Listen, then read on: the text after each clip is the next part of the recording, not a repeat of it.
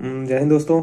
स्वागत है आपका मेरे चैनल पर। मेरा नाम सचिन सिंह राजावत है और मैं CP 2023 से एज आ CSF सब इंस्पेक्टर पोस्ट पर सिलेक्शन हुआ है मेरा। और मेरी ऑल इंडिया रैंक 275 है। जो लोग मेरे चैनल पर पहली बार आ रहे हैं, प्लीज़ आप चैनल को सब्सक्राइब कर लीजिएगा। इस चैनल पे मैं CPO और अदर SSC एग्जाम से रिलेटेड इन्फॉर्मेशन लाता रहता हूँ। ठीक है, तो आप चैनल को प्लीज़ सब्सक्राइब कर लीजिएगा। तो आज की जो हमारी वीडियो होगी वो इंग्लिश से रिलेटेड होगी। काफ़ी बच्चों के डाउट्स आ रहे थे कमेंट्स में और काफ़ी बंदों के इंस्टाग्राम पर भी मैसेज आए थे कि भैया इंग्लिश में कैसे क्या इम्प्रूवमेंट करें। रीजनिंग और मैथ्स में तो इजीली हम 45 to 40 प्लस स्कोर हम कर लेते हैं, लेकिन इंग्लिश में दिक्कत आ रही है। तो मेरी स्ट्रेटेजी एकदम सिंपल रहेगी। मैं आपको ये नहीं कह रहा हूँ, मैं आपको टॉपर नहीं बना रहा हूँ। मैं आपसे ये नहीं कह रहा हूँ कि आपके 50 में से 50 आ जाएंगे अगर आप ये वीडियो देख लेंगे। लेकिन हाँ, इतना ज़रूर कह रहा हूँ कि आप जो भी मैं इस वीडियो में बताऊंगा उसको सिंसियरली देख लेते हैं या फॉलो कर लेते हैं तो आप इजीली इंग्लिश में 40 प्लस मार्क्स स्कोर कर सकते हैं। तो इंग्लिश जो कि आप जानते हैं आपके CPO में कितना इंपॉर्टेंट रोल प्ले करती है। मेंस में तो लगभग पूरा रोल ही इंग्लिश का हो जाता है और प्री में तो खैर सब इक्वली रहता है। तो आज हम वीडियो में बात करेंगे कि इंग्लिश में आप कैसे इजीली 40 प्लस स्कोर करें। ठीक है, तो चलिए वीडियो शुरू करते हैं।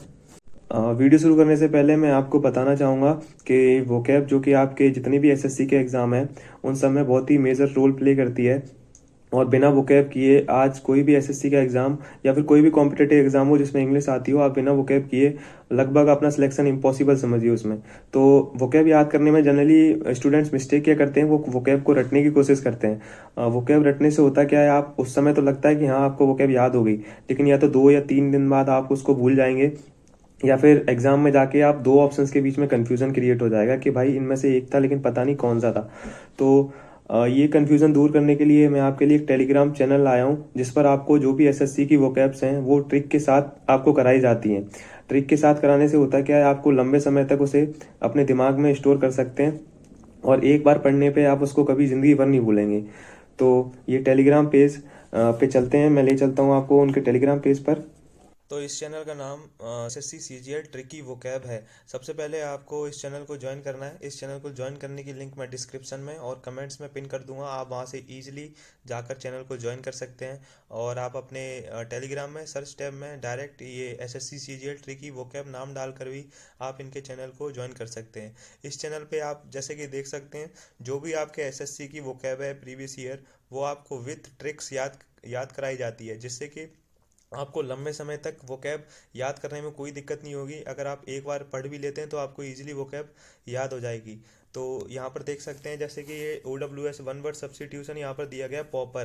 पॉपर का मीनिंग होता है कंगाल। तो इसकी ट्रिक यहाँ पर क्या दी है इन्होंने, अपने पाँव पर खड़ा हो जा कंगाल। अगर आप इसको, मैं गारंटी दे सकता हूँ कि अगर आप इसको एक बार पढ़ लेते हैं तो आप इसको ज़िंदगी भर तक याद रखेंगे। ठीक है, और इसका मतलब क्या होता है, a person who is very poor. और ये CPO 2023 में 3 अक्टूबर को फर्स्ट शिफ्ट में आया, जो कि मेरी शिफ्ट थी। ठीक है, और जो यहाँ पर जितने भी आपके फीडबैक भी यहाँ पर, और आप इनका और एडवांस जाना चाहते हैं तो आप इनका पेड बैच भी ले सकते हैं इनको कांटेक्ट करके। ये सब आपके इनके रिव्यूज़ हैं पेड बैच के। काफ़ी बंदे CPO में भी सिलेक्टेड हुए हैं, उनके भी फीडबैक हैं यहाँ पर। काफ़ी हेल्प बनती है एस्पिरेंट्स को इन चैनलों से। और मैं चाहता हूँ कि आप ये चैनल जाके ज्वाइन करें और जितना आप फ़ायदा ले सकते हैं ले यहाँ पर। आप बात करते हैं आपके CPO के प्री में जो इंग्लिश में क्या क्या वेटेज रहता है। जो भी आपका इंग्लिश का प्री का जो पेपर होता है CPO में, उसमें कौन सा पोर्शन ज़्यादा वेटेज रखता है और कौन सा पोर्शन कम वेटेज रखता है। जनरली स्टूडेंट्स क्या करते हैं, ग्रामर के पीछे भागते हैं और जाके एग्जाम में जब देखते हैं पेपर तो उसमें ग्रामर बस 10 या 12 मार्क्स की होती है। बाकी का पूरा पेपर आपका वोकेबलरी और आपकी रीडिंग के बेसिस पे जो बेसिक अंडरस्टैंडिंग है उस पर रहता है। तो ग्रामर में क्या रहता है मैं आपको बता दूं, आपके इंग्लिश के मेजरली 3 पोर्शन होते हैं। पहला ग्रामर, दूसरा वोकेबलरी, तीसरा आपका RC रीडिंग कॉम्प्रिहेंशन। तो इसमें से जो सबसे ज़्यादा वेटेज रखता है आपके प्री में वो है वोकेबलरी। वोकेबलरी आपकी 25 के अप्रोक्स रहती है, 25 मार्क्स की आपकी वोकेबलरी हो गई। उसके बाद आपका 5 नंबर का क्लोज टेस्ट हो गया और 5 नंबर का आपका रीडिंग कॉम्प्रिहेंशन वाला पार्ट हो गया, जिसमें आपको पैसेज से क्वेश्चंस वगैरह ढूंढ के टिक करने होते हैं। और बाकी आपका 35 नंबर का ये हो गया और 5 या 6 मार्क्स की आपकी स्पेलिंग्स आती हैं। स्पेलिंग्स तो ये टोटल आपका 40 नंबर का पेपर ये हो गया। बाकी का जो 10 नंबर बचा उसमें आपका ग्रामर के कुछ एरर के क्वेश्चंस रहते हैं और कुछ सेंटेंस इंप्रूवमेंट के रहते हैं। बाकी 1 या 2 मुश्किल से फ्रेजल वर्ब देता है। तो जो खुद की अपनी स्ट्रेटजी होगी वो ग्रामर के पीछे ज़्यादा भागना नहीं है, ठीक है। आपको ग्रामर ग्रामर नहीं करते रहना, ग्रामर इतनी नहीं आती एग्जाम में। जो बेसिक ग्रामर है आपकी अंडरस्टैंडिंग में, आपको पढ़ने के साथ सही लग रहा है, या फिर जो रूल्स होते हैं बस अगर आप उतना ही पढ़ लेंगे ग्रामर के लिए तो वो वेल एंड इनफ है आपको सीपीओ प्री में अच्छे मार्क्स दिलाने के लिए, ठीक है। और फ्रेजल वर्ब, रही बात फ्रेजल वर्ब की, तो फ्रेजल वर्ब अगर आप छोड़ भी देते तो भी कोई इशू नहीं है, ठीक है। फ्रेजल वर्ब इतना वेटेज नहीं रखती है, 1 या 2 मार्क्स की आती है, अगर आप उसको छोड़ भी देंगे तो भी कोई दिक्कत नहीं है, आप तब भी इजीली 40+ मार्क्स स्कोर कर सकते हैं। अब रही बात ग्रामर की, ग्रामर हमें कहाँ से करनी है, तो ग्रामर के लिए मैं एक बुक बताता हूँ, वही सबसे बेस्ट बुक है। और जो भी एसएससी की तैयारी करता है वो बुक पक्का पढ़ता ही है, तो वो बुक है भाई कौन सी, नीतू मैम की वॉल्यूम 1, ठीक है। तो ये आपको कैसे पढ़नी है, जो भी इसमें स्टार्टिंग से जो चैप्टर्स दिए हैं वो सारे आपको कवर करने, और उसमें जो जिसमें हाईलाइटेड दिया रखता है, ठीक है, जो भी रूल्स है वो हाईलाइटेड करके यहाँ पे दिए हुए हैं ब्लैक ब्लैक में, वो आपको पढ़ने। और हर चैप्टर के बाद इसमें प्रैक्टिस के लिए क्वेश्चंस दिए हुए हैं आपके, उसको लगाने से आपके बिल्कुल डाउट क्लियर हो जाएगा, और रूल को एक बार पढ़ लेंगे और क्वेश्चंस प्रैक्टिस कर लेंगे, इससे आपकी ग्रामर अच्छी हो जाएगी, ठीक है। और ये मैंने ये बात की ग्रामर की आपकी। और अगर आपको और क्वेश्चंस प्रैक्टिस करने हैं तो आप मिरर ऑफ कॉमन एरर की बुक यूज़ कर सकते हैं। ये बुक मैंने अपने प्री के लिए यूज़ नहीं की थी, लेकिन हाँ मेंस में मैंने ज़रूर मंगा ली थी ये बुक। लेकिन अगर आपके पास ये बुक नहीं है तो कोई बड़ा इशू नहीं है, आपको यूट्यूब पर इसकी प्लेलिस्ट मिल जाएगी। तरुण ग्रोवर सर भी है, उन्होंने भी ये बुक का पूरा सॉल्यूशन करा रखा है। तो जो भी इसमें क्वेश्चंस रहते हैं, इसमें क्या बैंकिंग के भी क्वेश्चंस हैं, मतलब क्वेश्चंस बहुत सारे हैं, लेकिन आपने इसमें सारे क्वेश्चंस नहीं करने।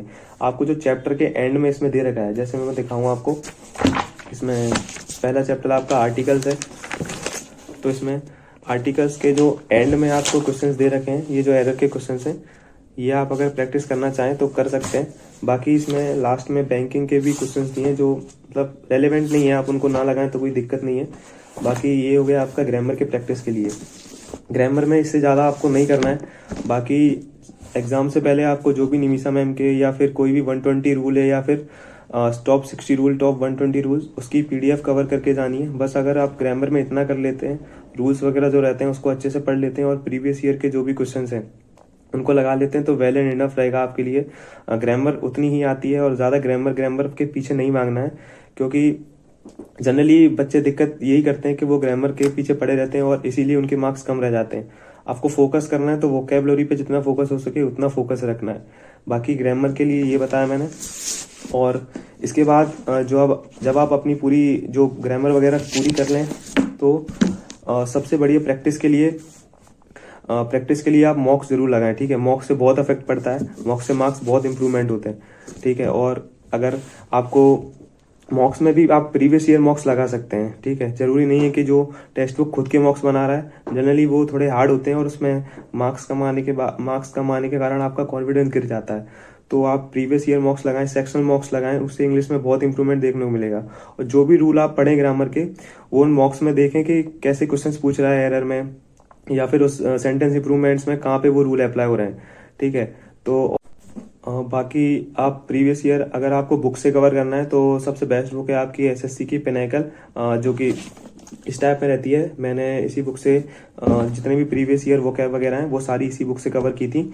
और मैं आपको दिखा देता हूँ कि आपके इसको सारे क्वेश्चंस मिल जाएंगे आपको, जो भी प्रीवियस ईयर आपके आए हुए हैं, CHSL, CGL, सिलेक्शन पोस्ट, जो भी आपके वेरियस एग्जाम में, जिसमें भी एसएससी के एग्जाम है उसमें इंग्लिश आई हुई है, वो सारे क्वेश्चंस आपको एक ही जगह पर मिल जाएंगे, ठीक है। तो ये मेरा कुछ वोकैब का रहता था। मैं ये 1 वर्ड सब्स्टिट्यूशन है जो मैं दिखा दूँ, ये आपका 1 वर्ड सब्स्टिट्यूशन रहता है, जो मुझे मतलब याद नहीं होते थे, मैं ऐसे स्टिकी नोट्स यहाँ पर लगा लिया करता था। इससे क्या है, जब भी जैसे मैंने खोल के देखा तो मेरे को क्या सारे नहीं पढ़ने रहते थे, जो मेरे को एक बार पढ़ने पे याद हो गए मैं उनको छोड़ देता था, वो तो याद रहते थे। बाकी जो नहीं याद हुए उनको मैं ऐसे नोट्स के तौर पर चिपका लेता था। तो इजीली मुझे सिर्फ खोल के सिर्फ यही चीज़ें पढ़नी होती थी, यही वर्ड्स पढ़ने होते थे। तो इससे क्या मेरा टाइम बच जाता था और मेरी वोकेबलरी भी अच्छी हो रही थी। बाकी मैं पिनेकल से वोकैब ऐसे करता था, जैसे सबसे पहले मैं आंसर्स पे जाता था, ठीक है। आंसर्स पे क्या होता था, उसमें आपको चारों ऑप्शंस के मीनिंग दिए रहते थे, मैं उनको पहले पढ़ लेता था। फिर उसके बाद जो क्वेश्चंस दिए रहते थे उन पे जाता था, और फिर उसके बाद मैं आपके क्वेश्चंस के आंसर लगाता था, जिससे क्या है मेरे को याद रहता था कि मैंने वहाँ चारों मीनिंग पढ़े हैं, तो इसका मीनिंग क्या है, इसका मीनिंग क्या है।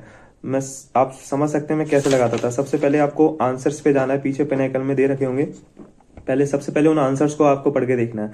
उसके बाद आप दोबारा क्वेश्चंस वाले पेज पे आए, फिर आप उनको सॉल्व करने की कोशिश करें।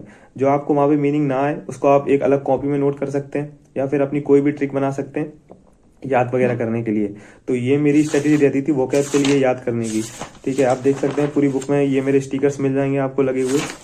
जो भी क्वेश्चंस वगैरह मुझे याद नहीं होते थे मैं हाईलाइटेड कर लेता था, या फिर उनके स्टिकी नोट्स बनाकर यहाँ पर चिपका लेता था। तो इससे बहुत ही हेल्प मिलती है वोकैब याद करने में। आपको वोकैब, मैं दोबारा कह रहा हूँ, वोकैब में आपको बिल्कुल भी छोड़ना नहीं है। वोकैब आपको करके ही जानी है। वोकैब जितना ज़्यादा करेंगे आप उतना ज़्यादा आपको बेनिफिट मिलेगा आगे जो भी एसएससी के एग्जाम है। ठीक है, तो ये आपका वोकैब से रिलेटेड पार्ट था, ये मैंने बता दिया, ये ऐसे करना है आपको। बाकी रही बात आपकी क्लोज टेस्ट और पैसेज की, तो क्लोज टेस्ट का सीन ऐसा है कि वो आपकी खुद की रीडिंग एबिलिटी और बेसिक अंडरस्टैंडिंग पे डिपेंड करता है। आप जितना पढ़ोगे इंग्लिश, जितना ज़्यादा आप इंग्लिश को समझने की कोशिश करोगे, अगर आप वोकैब अपनी अच्छी करोगे तो आपका क्लोज टेस्ट अपने आप इम्प्रूव होगा। क्योंकि जनरली होता क्या, क्लोज टेस्ट में भी 1 या 2 क्वेश्चन वो वोकैब के ही डालते हैं। ठीक है, तो आप अगर वोकैब अच्छी कर लेते हो तो आपका क्लोज टेस्ट अपने आप ही अच्छा हो जाएगा। और रही बात आपके पैसेज की, तो वो तो लगभग सभी लोग कर लेते हैं।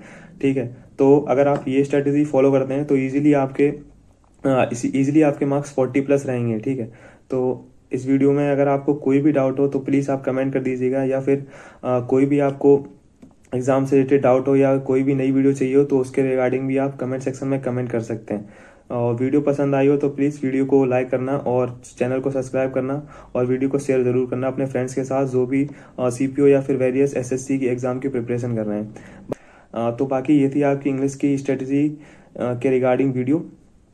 थैंक यू, मिलते हैं दूसरी वीडियो में। जय हिंद।